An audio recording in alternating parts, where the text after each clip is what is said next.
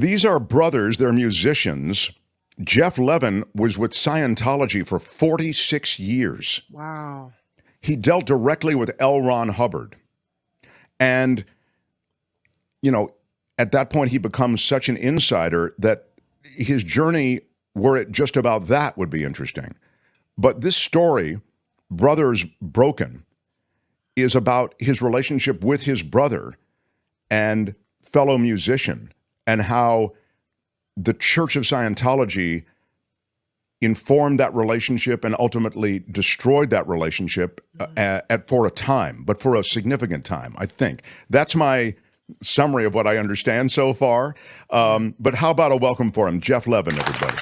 Yay! Hey. Hey, Mark.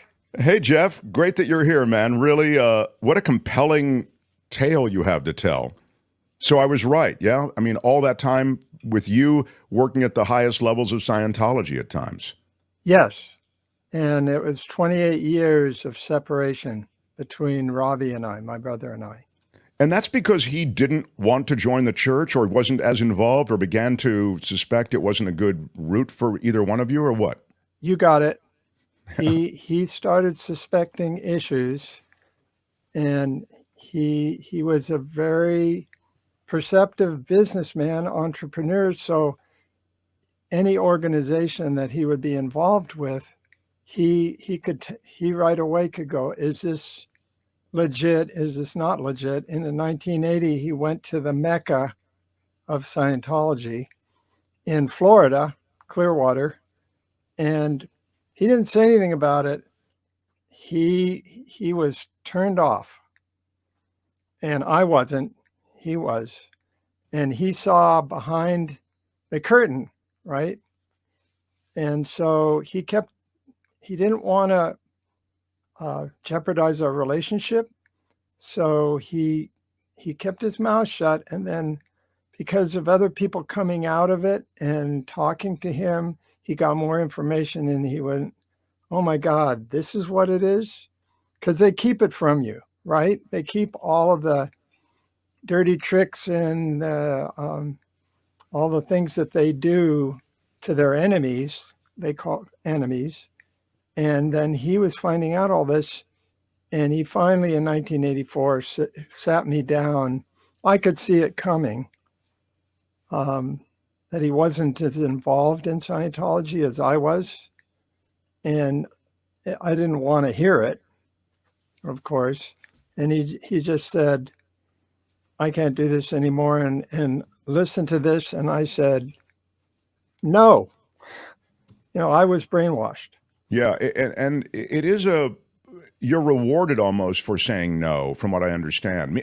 Rewarded meaning they embrace you and hold you closely, those who are devoted as you are, to the point that you reject family members and others who are skeptics. Well, that proves that you're loyal, that you're really, and then at that point, you're right. It is, you are rewarded in some respects in terms of keeping you close and allowing you to continue to do what they call the upper levels. And so, yes. So I want to get to, in a moment, I'm going to get to like the point at which you thought, oh my God, what have I done? But I want to, before I do, just explore a little bit. First of all, your background is as a musician, as I was saying. You guys had a hit. You and your brother played music together. And how did you connect with Scientology? Was that just part of the kind of the fad of these alt religions and sort of self-help things that you got swept up in? Yeah, well, let me just clarify. We had a hit record in 1968 on Capitol Records. Our manager was Michael Hunter, or Captain Mikey at KLIV. Yeah, it's gone now, but I'm sure you know Right. about it. And so we had a hit record then, and we had been working as a garage band. Michael Hunter picked us up and helped us, and we just slowly were getting bigger and bigger. And then we had the hit in '68, and concurrently with that, in about February, we were exposed to Scientology And we were looking for something, right? We were searching like everybody else for the answer, right? In the 60s, and we're in the Bay Area, which was the center of enlightenment, in my opinion. Sure. And Certainly welcoming of alternative ideas. I'd say yes, that. Yeah. yes, exactly. So we went down there, and I had had a previous exposure to it by two musicians. So one of them, David Nelson, who was good friends with Joey Garcia and was in New Riders of the Purple Sage. He's still performing in the Bay Area with the David Nelson Band, dynamite musician, and he was my mentor. So he told me about it. That was much earlier. So anyway, I just walked into the mission in Santa Clara. I was already kind of prepped in a way. And I said, they gave us a lecture, and I said, where do I sign up? And there's a sense then that, oh, there are other musicians, successful musicians, or musicians that I respect. In other words, people in the arts that I respect, who I respect and know, who are doing this. That seems like it's always the way that these things catch some momentum, right?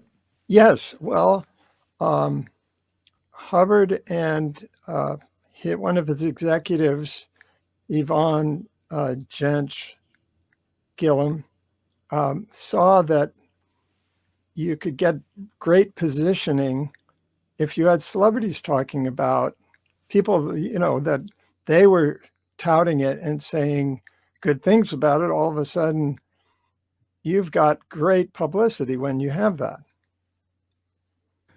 So that's continued, of course. They have the Celebrity Center in Los Angeles, and it's called the Celebrity Center. That's right.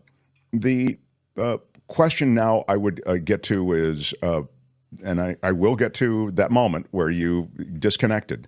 But what I'm curious about is how you handled the situation with your brother and other relationships in your life as people like your brother, who was part of it for some time. He went down there, he had this revelation that you speak of. And so he comes back, he talks to you, you push away. I'm curious about that, and also the other people, maybe even family members that you pushed away because you just didn't want to hear, this that you held so dear insulted. I'm talking about Scientology. Well, I think it started when we first joined, and it didn't cause a complete disconnection from my parents.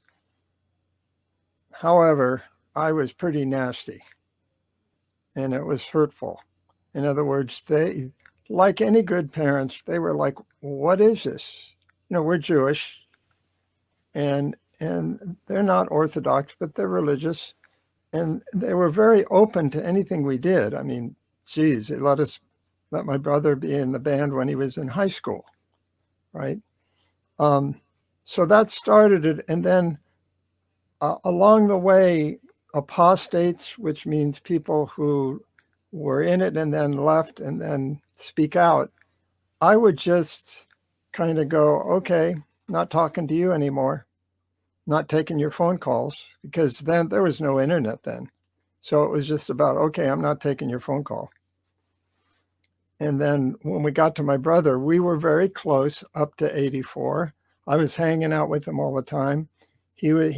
I was doing music successfully, and he was as a composer and a recording producer.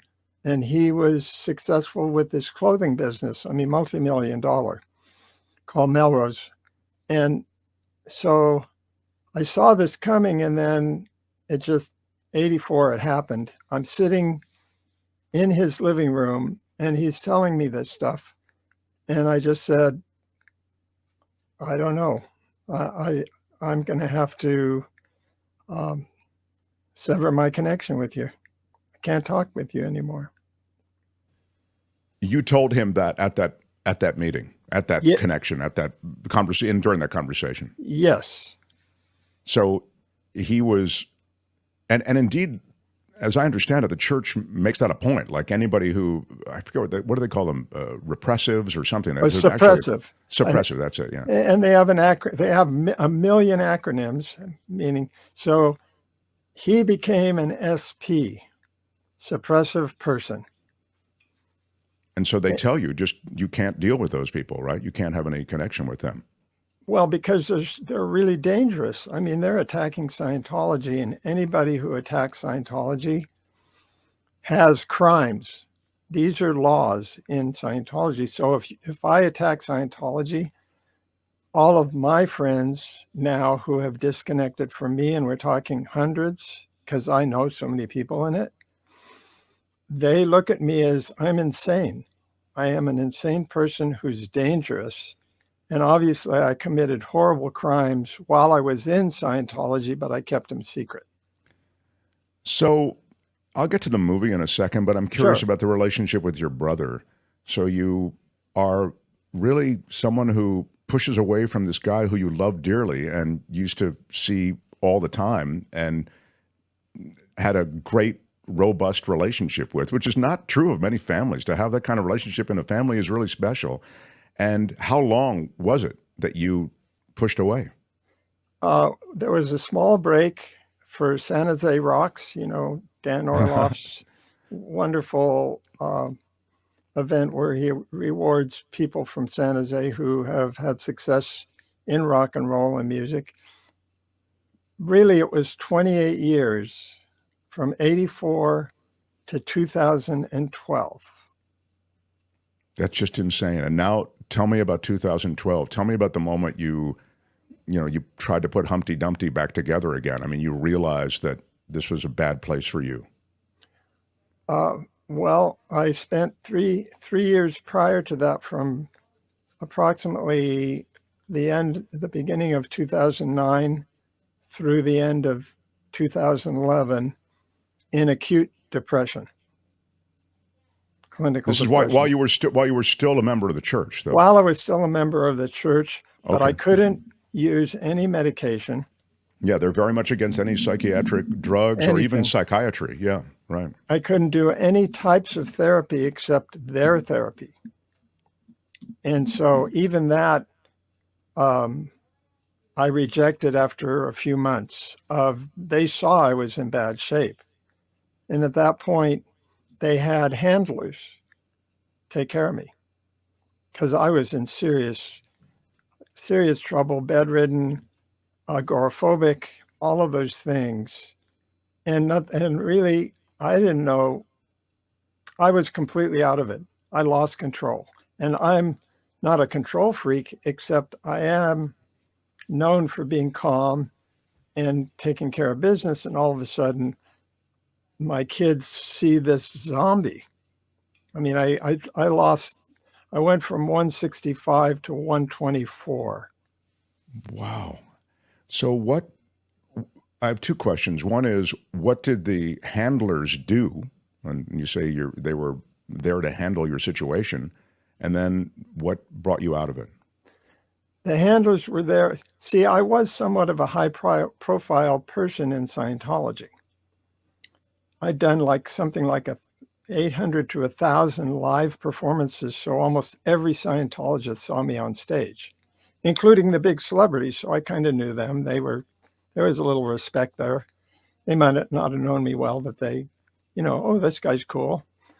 And so they did not want this getting out to anyone. So no one, it was just like people were going, what happened to Geoff? Oh, he had some physical problems. We're helping him.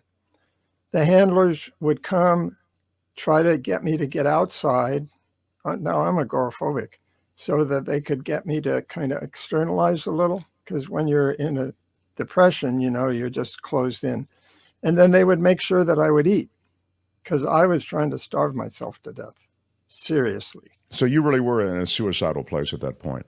So they tried to get you out of the house and tried to get you to... Yes, and this is a kind of low-level therapy that is prescribed by Hubbard in one of his policies. So they tried to, I got to give them credit, and I appreciate that there's two people, I'm not going to mention them, but they were really great in terms of trying to help me. And I go, there's some very good people in Scientology. I mean, I consider I was a good person. No, I'm sure that I'm sure that it runs the gamut, you know. Yeah.